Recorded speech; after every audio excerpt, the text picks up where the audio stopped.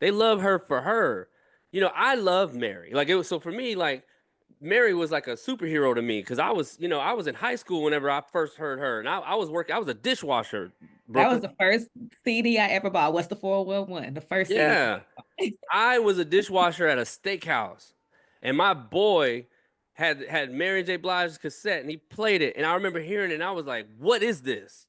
You know what I mean? Like, it was just such a breath of fresh air, and but yeah, so anyway, so I my love for Mary, like when I got hired for her, this was like the greatest experience of my life. So why would you ever want to replace a person who loves you this much?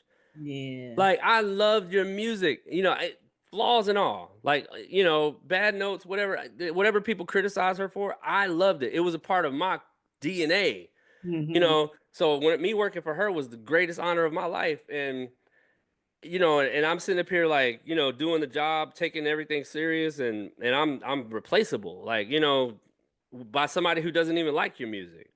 At the end of the day. Yeah. Yeah, so Yeah. like, so that's one of the best pieces of advice I could say, man. Like, to new artists, like, if you got people that are on your team that'll believe for you, ride for you, like, even if you got a producer that's willing to work 20 hours on one song just to make sure it's right, because he may not be musically as good as the next person, but he loves you enough to do that extra work, to put in that extra time, to make sure that it sounds the best it could be. He's gonna always be that way for you.